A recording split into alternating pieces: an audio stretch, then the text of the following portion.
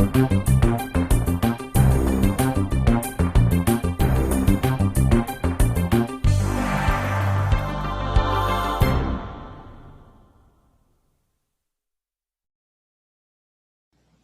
today I will focus my talk mostly on scalable AI on Fugaku. But for the first 15 minutes, I will mostly talk about the overview of Fugaku, or not a more technical overview, where we will highlight the achievements from more of a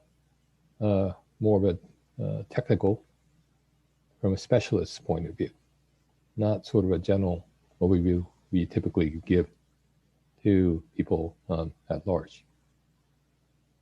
And of course, on the second half of the talk, we will focus mostly on the AI aspect of Fugaku, because Fugaku is the fastest supercomputer world, or at least one of the fastest, as recognized by many AI benchmarks.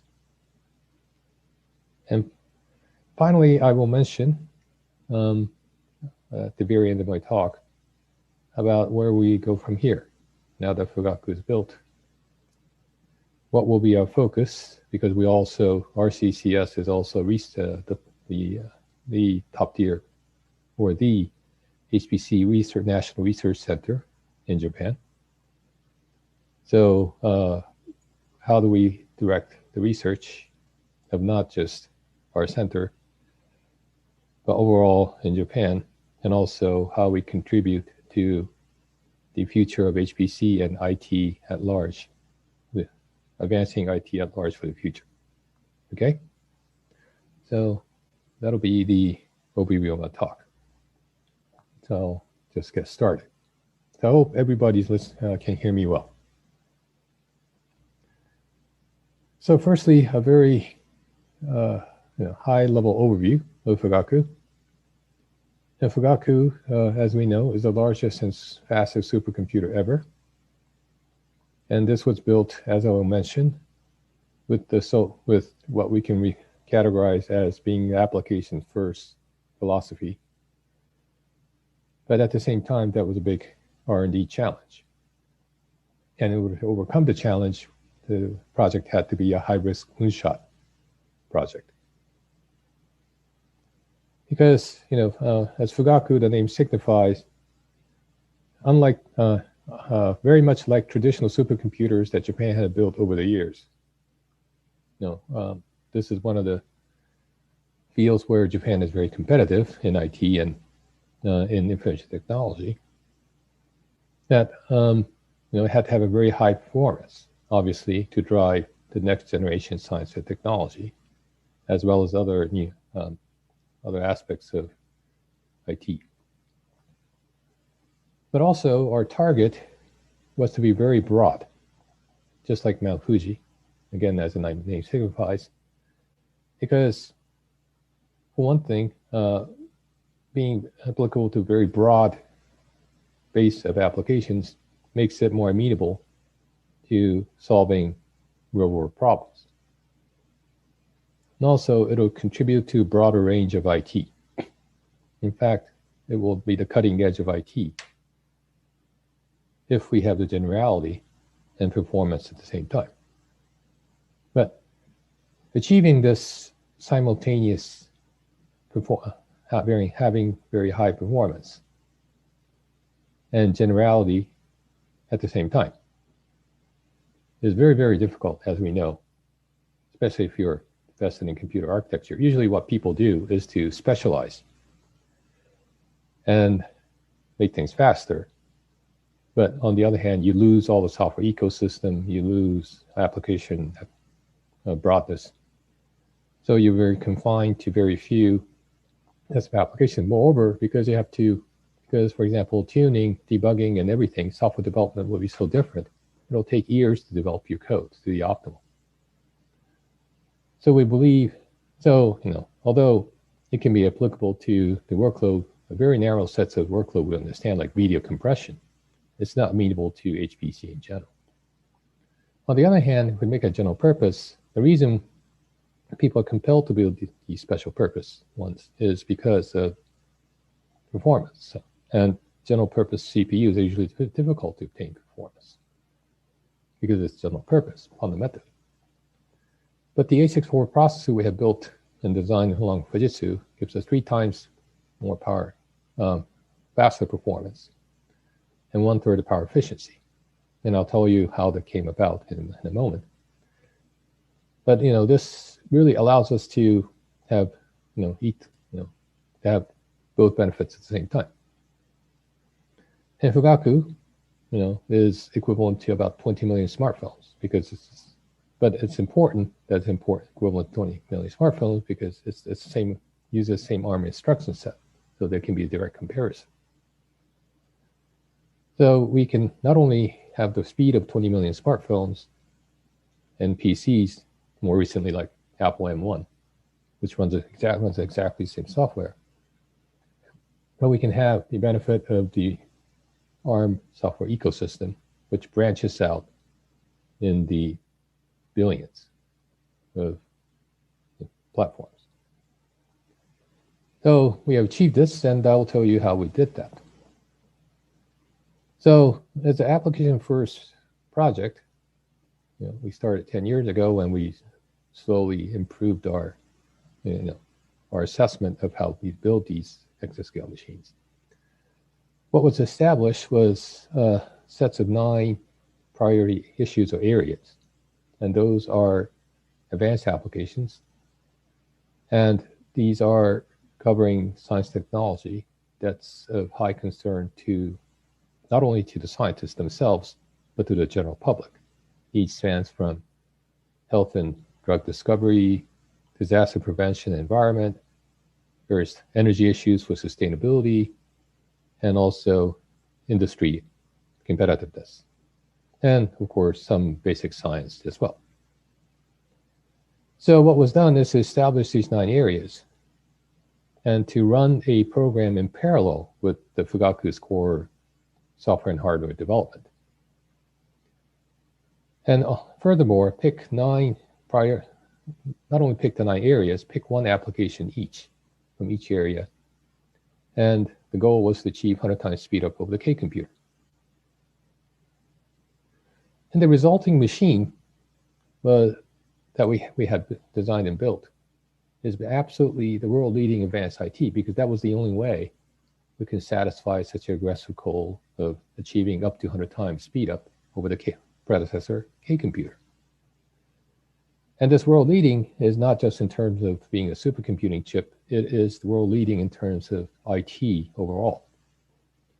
For instance, for CPUs, we have the highest performing general purpose CPU for high-end computing. It was the first, A64FX is the first server CPU with a 7 nanometer process. If people say it's AMD, that's wrong. We're the first. It's 3 times faster, I will tell you, compared to competitive chips on the market. And it's also 3 times more power efficient and gives us not CPU class power efficiency, but GPU class power efficiency.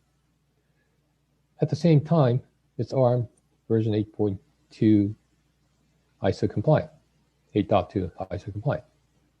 Of course, we have a whole microarchitecture. So sometimes people ask, make a remark that we have brought the architectural license from ARM. The architectural license means we just buy the ISA license. The entire microarchitecture inside has been designed by Fujitsu and us. But of course, there's compliant instructions, other specification. So for example, Red Hat Enterprise Linux works right out of the box. But it's not just a CPU, the interconnect is of extreme performance. And moreover, it's the first server CPU to have on-die, not only network interface, but on-die switch on the chip that allows to scale almost infinitely without having any sort of external switches. And it gives us 6 petabytes of injection bandwidth, which is 10 times the aggregate bandwidth of all the hyperscaler data centers combined in the world. Hundreds of GAFAM data centers. You combine them all, internal traffic, sigma of everything is 1/10 of our networking capabilities. And also the system architecture, the combination of the processor, the memory, the interconnect, etc. Actually, if you look at Fugaku closely, it's the world's first large-scale disaggregated architecture implementation. Disaggregated architecture is a big trend nowadays on cloud computing. And people kind of mock this up using PCIe and so forth. But this is a true disaggregated architecture with blinding speeds to move the data around and being able to access them remotely. So, as I said, it's a 7-nanometer chip. And if you have a very 30,000 feet overview, more details will be given out later in subsequent talks. But just to give you a very broad overview of the chip, it has two facets. So basically, it's a 48-core ARM mini-core processor. But at the same time, it's a streaming processor as well, because each core also has streaming capabilities. The entire memory system and network on chip, and also the external memory connection using HBM has massive streaming capabilities, just like the GPUs or classic vector machines. So it's not to say we have a separate vector streaming chip. Everything is combined in the core. So it's a single programming environment, but you get the benefit of both. You get, you get two facets. And also there are some enhancements for AI. And this kind of architecture gives us across the board performance advantage over competing processors. So this is comparing the power efficiency ratio compared to the state-of-the-art, the top-end server processor used for HPC. But also performance is similar if you compare to chip, you do comparison chip to chip. So, on the left-hand side, you see a whole bunch of open source HPC applications, OpenFOAM, Abinet, Spectrum 3D, where, ranging in variety of application areas, variety of types of computing kernels from dense to sparse. But again, across the board, we see that the chip is anywhere from 2 to 2 point something to 3 point something. And our latest numbers actually say, at some of the apps, it's almost 5 times more power efficient. This is the older slide, I'm sorry. So, it's across the board much, much faster. And it's not every day when a new chip arrives, it's a general purpose CPU, and it's several times faster than what your competitor had done its best to create, because they got really smart people too. But we achieved that. And also, if you look at the interconnect, as I said, it's the first chip to embed not only the interconnect, but also the switch on the die. It's a 10-port switch.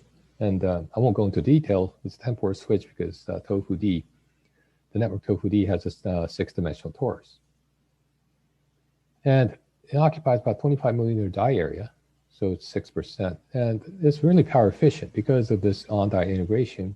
We not only achieve performance, but also power dissipation, including the SerDes and AOC, so including everything. It'll be about 8 to 9 watts per node.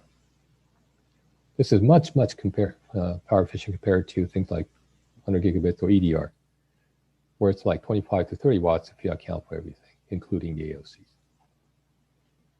And so this is only about 4 to 5% of the entire node. And moreover, this chip, this interconnect is directly connected to on-chip torus network. So we can achieve something like direct DMAC access to L2 cache. So, and we get a 60 torus network router switch because it's embedded. So this is effectively saying that we got, Fugaku has 160,000 nodes. I forgot to mention that. But, there's one switch per node. So effectively, we have 160,000 long-dimensional 10-port switch in the entire Fugaku, which is equivalent to 1.6 million ports in total. This is an astoundingly large number of ports. And because of this direct connection of the DMAC, DNIC, the switch, etc., onto the on-chip network, on-chip crossbar, in fact, which connects to the on-chip crossbar between the cores. We get the this benefit of disaggregated architecture. So for performance, whereas let's say if you have 100 gigabit Ethernet in IDC, the typical latency is from anywhere from 10 to 100 microsecond. The K was already pretty good, which also had 6D, but the interconnect was outside the chip. Tofu D, the best performance you can get is almost about 500 microseconds, which is like memory access on a GPU. That's the memory access latency on GPU is typically about 500 microseconds. So that's the network latency on Fugaku. Total injection bandwidth is almost 40 gigabytes per second, which gives us 93%. Again, if you have a typical IDC, the best you can do in 100 gigabit is probably about 10 gigabytes per second.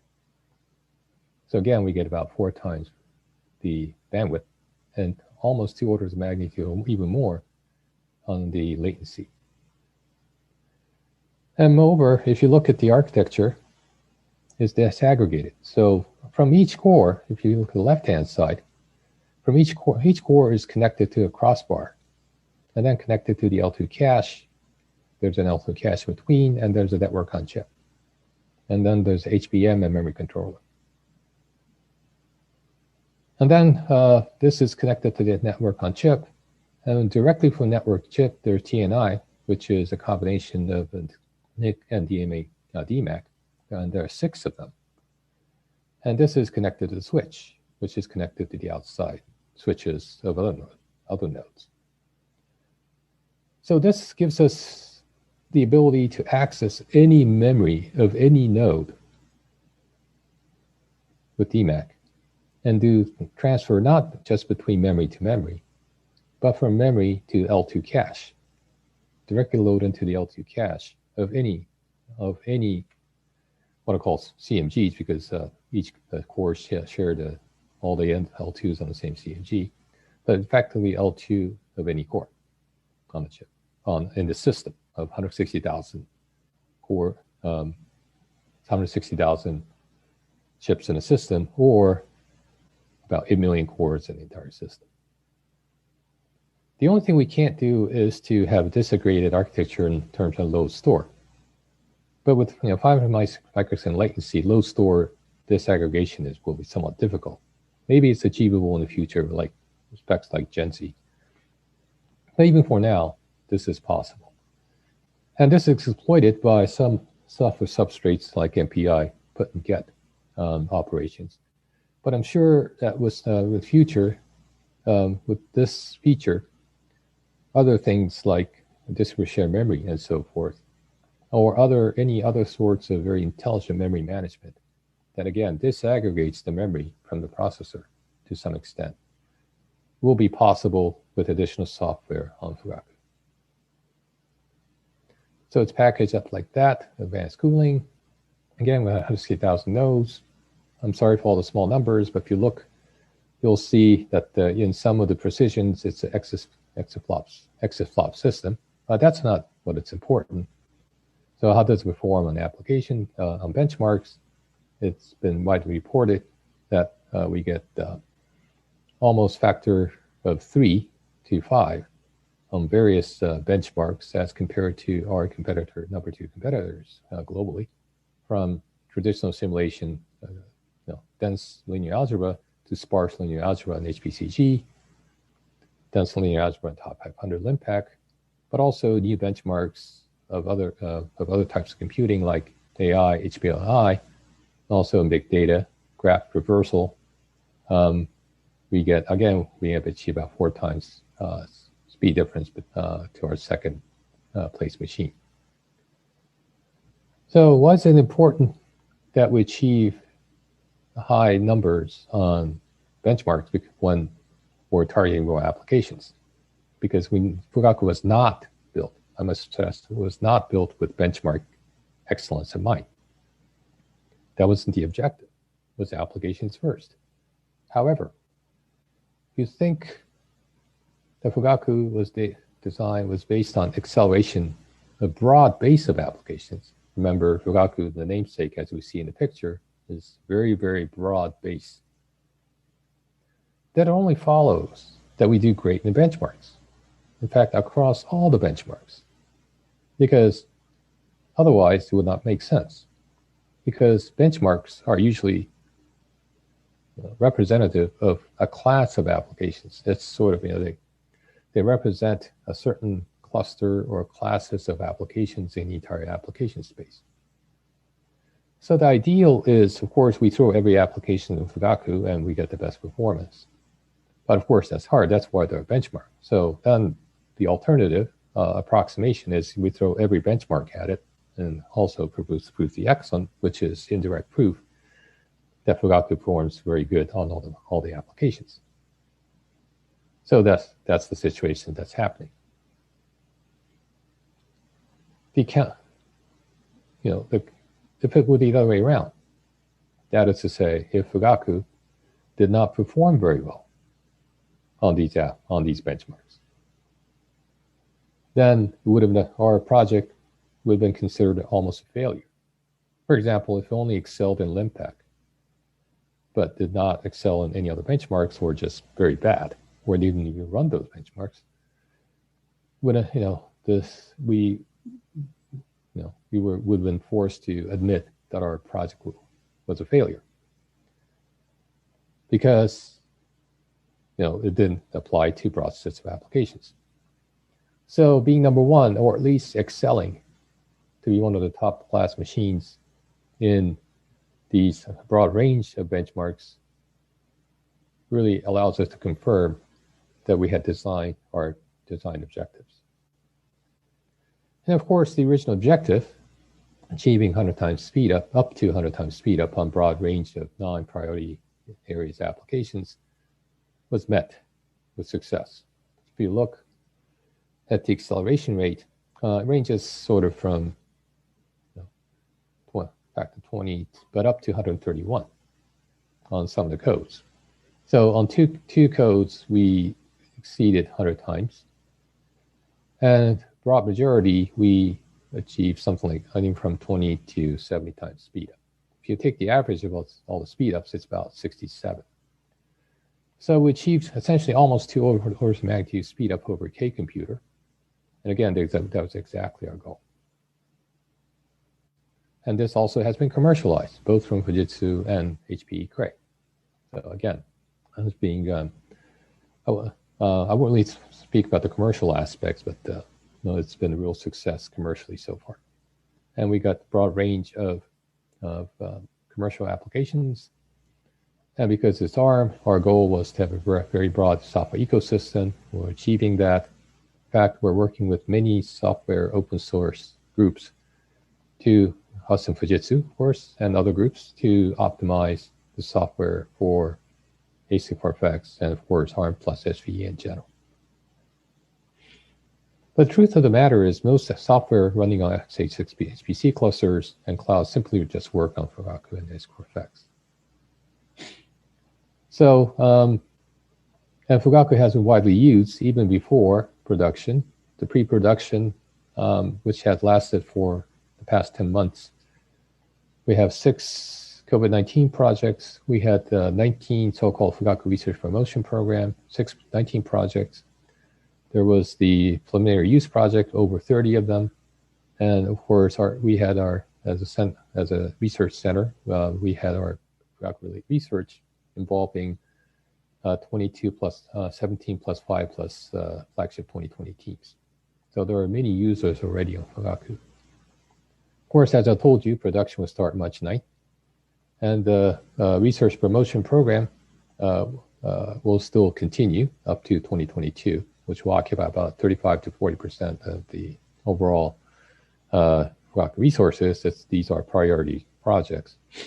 And the general Fugaku research projects, open call for the first half of the year, there were 81 projects that's been accepted, which will also occupy 35 to 40% of resources. And the call for the second half fiscal year will start October 6th. There is an industry program as a Sci-Fi Program to start April 2021. and that'll occupy 15%, maybe more, of Fugaku resource. And the research to improve Fugaku at RCCS will occupy about 10% of the resources.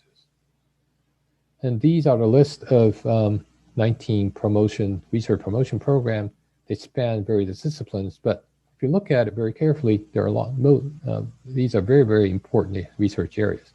Some cover fundamental physics, but also some cover biology, drug design, pharmaceuticals, medical, so forth. Some cover environment and disaster. Some cover energy. There are many energy applications. And also some manufacturing. So again, these sort of echo the original 9 areas. And where we certainly hope that the real science and technology research and the results and these very impactful breakthrough results will come out from these research very quickly. And also there are actually 6 COVID-19 projects, but these will be covered later in the symposium, so I won't go into details. But these largely are categorized into research that looks at the viruses as molecules, basically, molecular level analysis, atomic level analysis. And those that look at viruses from the standpoint of a societal, at the more epidemiological or societal aspects, like how viruses are emitted by aerosols, or what are the effects of the economy when we have a lockdown. So, but again, I won't go into these details. Now, and now we'll start getting to the AI talk, because it's the second half of the talk. But I'll start the AI portion by saying that Fugaku is really expected to be the centerpiece of Society 5.0. And Society 5.0 is a Japanese government initiative that says, we will achieve a very smart society or smart nation by broad applicability of information technology to the society, even more so than today.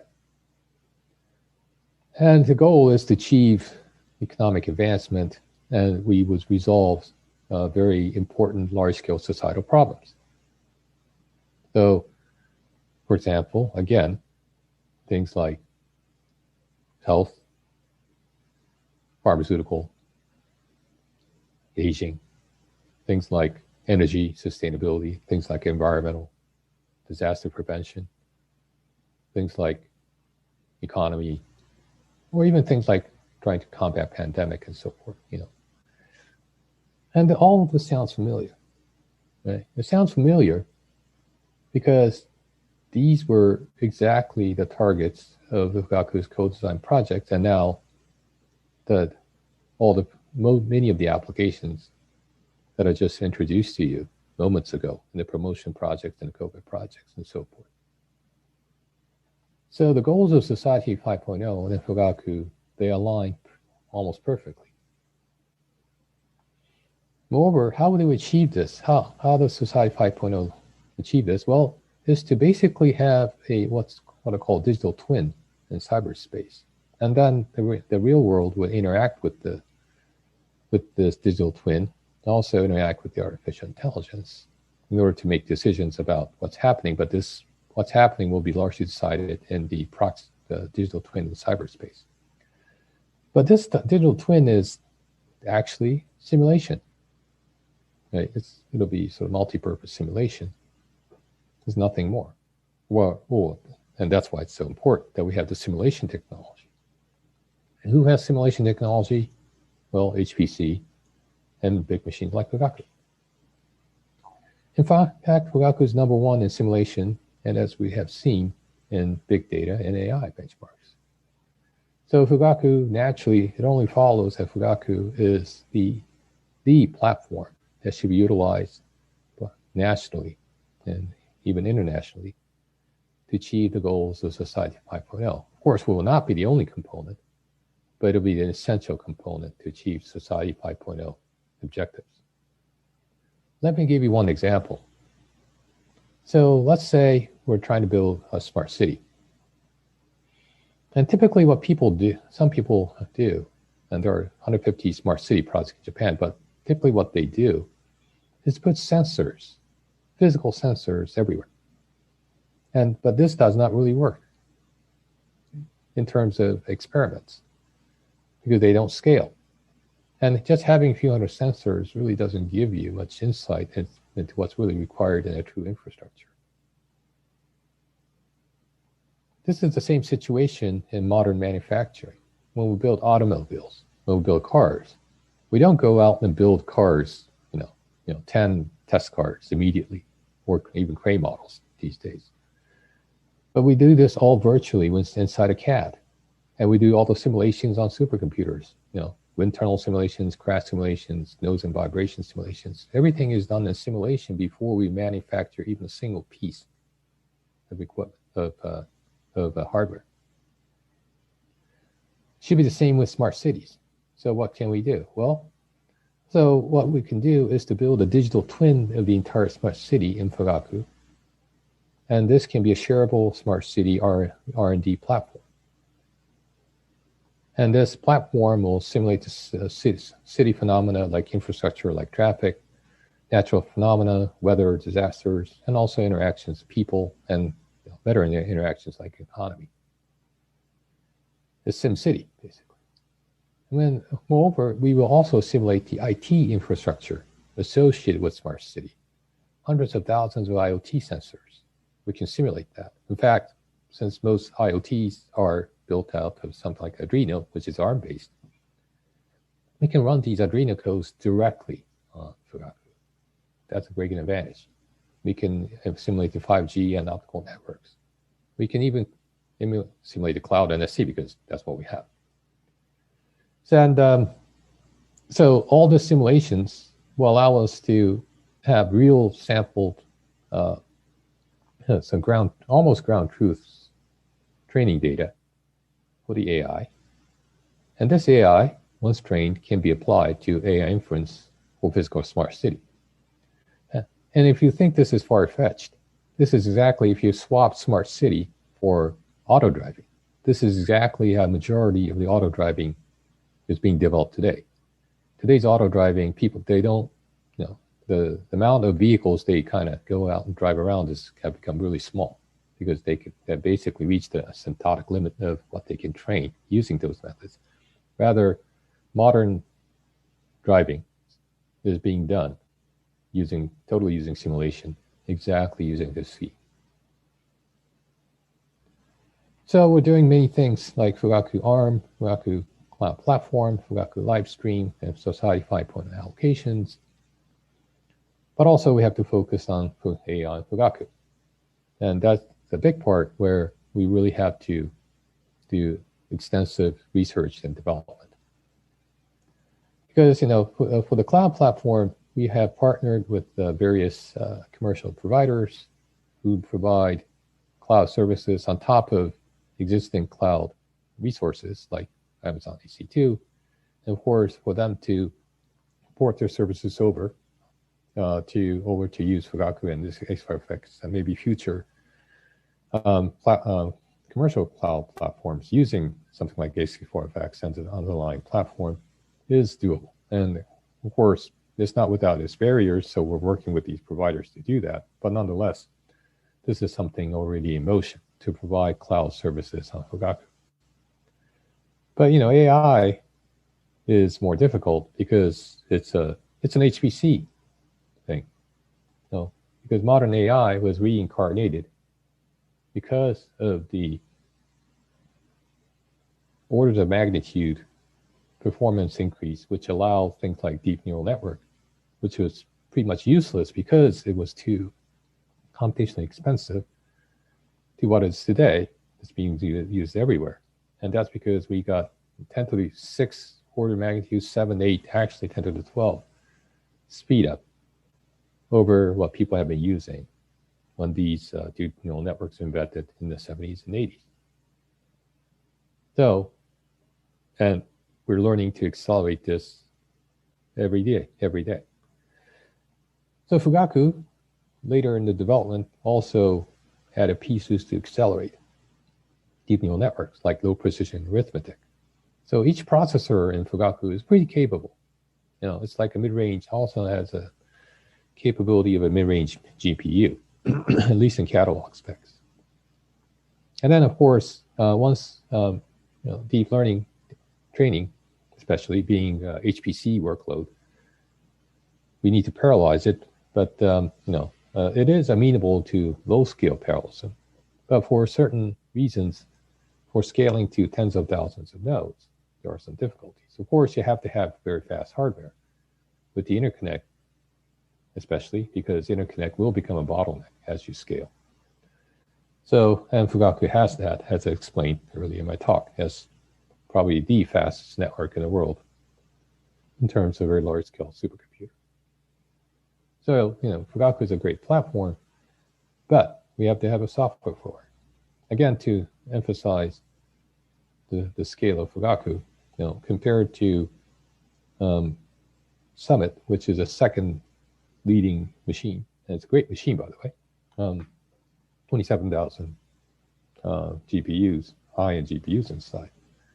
But still, Fugaku, for benchmarks, is much faster.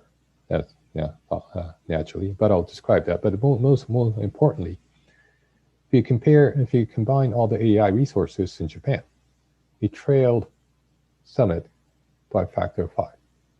So, and also a lot of the cloud data centers have capacity matching this or even bigger.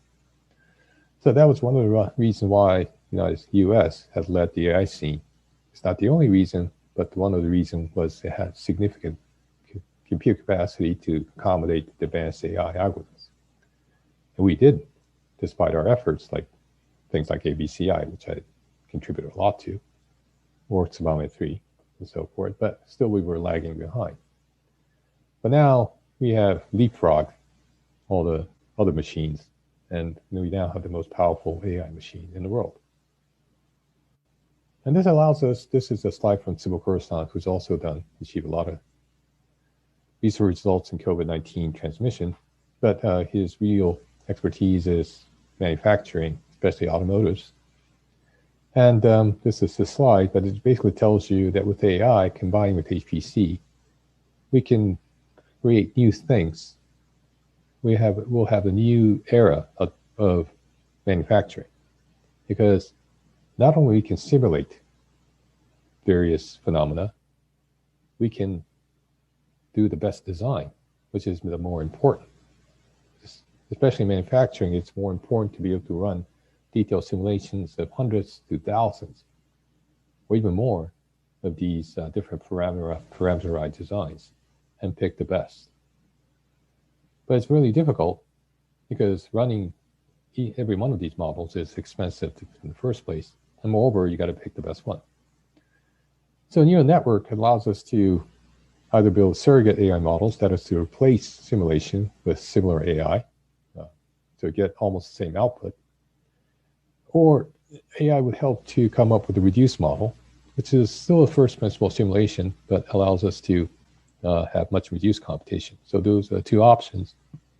But either way, you can create lots of instances of different types of cars. Let's say you're looking for cars with better efficiency in terms of fuel, and you want to make it safer by having more resistance to wind shear, sideways wind shear.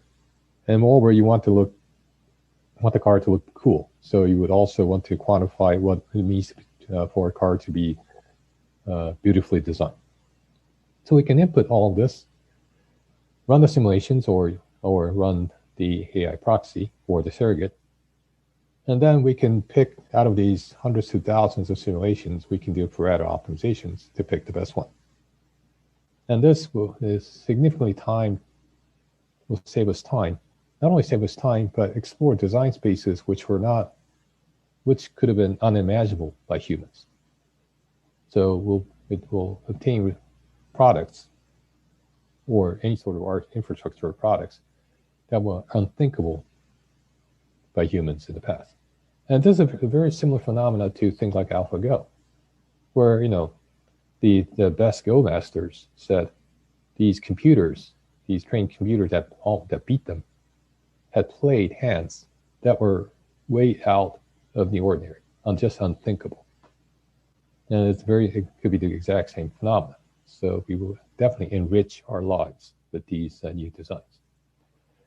And when you come to the absolute performance, A2FX is, of course, per chip designs trails these modern GPUs by a lot, because modern GPUs have matrix engines, which will give it a significant boost.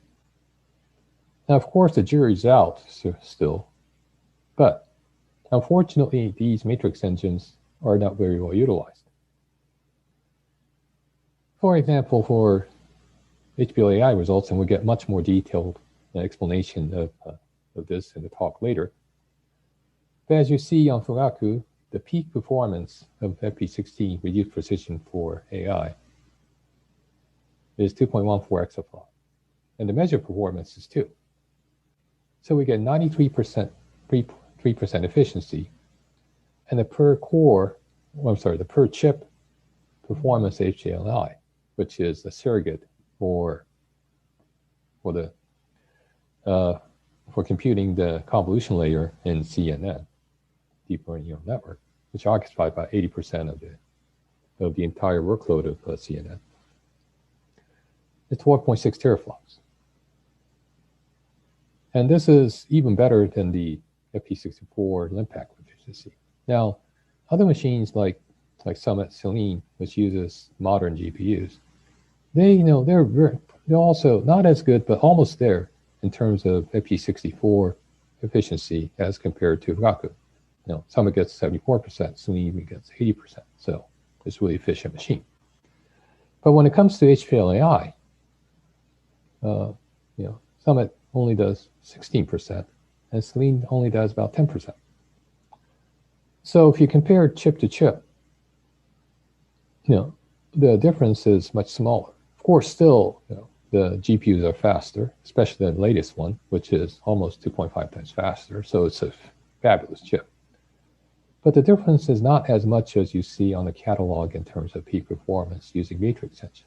And we have done lots of investigative studies of this. So if you're interested, please read our paper, which is also coming out as IPDPS 2021 presentation. But all of this came as a result of a lot of work being done in collaboration between Fujitsu and RIKEN and some of our other partners. And we signed an MOU, and it wasn't automatic. In fact, a lot of technology had to go in to do this. And this deep learning on A2FX proved to be not 10-year ordeal like Fugaku, but it's been at least 2 years or more from the time we started considering real efficient implementation. But now we're there. Now it's good to tell you that we're there. And what we have done is to build along with Fujitsu. In fact, Fujitsu that's doing most of the development on now, because it's a professionally developed software now, is to basically build a DNN library that you would see in any of the modern deep neural networks, and be able to accelerate the frameworks like TensorFlow, PyTorch, Canner, and so forth. So this is a more detailed look on the software stack. Maybe we'll get more detailed descriptions later. But basically, what we have done, if you look on the left-hand side, we have Fujitsu has worked with us and others to implement this one DNN, which is the DNN portion of Intel's one API, sets of APIs. But this is an ARM SVE version of it. So TensorFlow, PyTorch, and other deep learning frameworks usually target one DNN for CPUs or one API. So once we implement the AR64 version of it, it's fairly automatic that these TensorFlows and PyTorches, all the frameworks would benefit the most optimized implementation. On a GPU, this will be cuDNN, for example. And of course, we have other supported libraries. And but the key is really to have the JIT compiler, which would actually do almost, specialization or even partly partial validation, sort of, depending on on the parameters, which give us the most efficient code, for example, stencils and other optimizations we have behind this 1DNN implementation. And I don't have really that much time, so I'll just skip over many of them. I'm sure the description will be done later. But basically, we achieve almost 6, 7 to up to almost order of magnitude speed up compared to using existing generic numerical library to 1DNN optimize using the JITted version and also with the efficient numerical libraries specific to SVE and so forth. And allowing us, and since of course x86 implementations are like that as well, we get essentially two Xeon goals, Xeon Platinums running the code, a single node but 2 chips. Gets about the same performance, and if you compare the peak performances of these are actually very similar. So we get the exact same, almost the same efficiency, probably essentially the same efficiency as Intel, by using 2 chips. But because of our power efficiency, we're about 3 times faster, and we're using half the number of chips. So we're about 2 times faster, and about 3 times more power efficient compared to a deep learning on Intel, which is really actually pretty fast, even compared to GPU. And this scales to 1,000 nodes on less than 50, and we get linear scaling. On the MLPerf HPC, we were number 2, and but fortunately, just behind HPC-AI, which was also the machine I had designed and along with Fujitsu. So we're very happy that the Japanese machine dominated. And the talk will be there later, but in fact, had the MLPerf HPC been designed to accommodate much larger batch size, then the training accuracy would improve with large number of nodes, and thus Fugaku would have been number 1. So it's an artifact of even 1,000 nodes for Fugaku is small. So if the rules were set so that we would accelerate training to 10,000 nodes, let's say, then Fugaku would have been number 1. And but still, we're very happy, and that we had a big press release. But the challenge is to really scale this to 100,000 nodes or more in Fugaku. And that's really difficult because scaling from 100,000 nodes is not just the difficulty, and these are people on my high-performance AI artificial intelligence team. They also work for Fujitsu and others. And there are some other people who's not on this, but who's from other teams within our CCS. But all these people are collaborating with us, collaborating to implement 100,000 node scalability. And the difficulty is not just having very efficient DNL kernels, like the one I just described to you with one API, incarnation of its ARCH-SV incarnation of one API DNL, but also we need to have high performance in data parallel reduction. And of course, with Fugaku, we achieve that, but we have to be very careful with the selection of the algorithms and so forth. Have to be careful also with I/O, actually, and that's one thing we also have to be very cognizant of because we have a very large number of nodes involved in the training. We have to deal with memory capacity limitations because we only have 32 gigabytes, and some training networks or data sets that require this scalability, the networks are huge, and they may not fit in the 32, even with 32 gigabytes of memory. And also there's a mathematical problem of conversions. And I won't go into details, but as you scale your data parallelism, then you fall into the situation where you don't have enough information in your gradient when you do SGD, that's a gradient descent, such that it fails to converge. Well, it converge very slowly, and you lose the benefit of speed up or in some cases, it doesn't even converge. Well, you would have converged on a smaller number of nodes. So we have to solve all these problems, and we're tackling them by various means in our research groups. And again, I don't have all the time to describe to you all the details. Just to give you a highlight, we do extensive benchmarking. We've developed a framework for benchmarking deep neural networks in an extensive way and automatically on a variety of systems. So this is basically our platform for comparing our not only systems but algorithms. We have worked with various other people to further improve convolution, selection of convolution kernels. This is work done with ETH, and this applies to GPUs, but also would apply to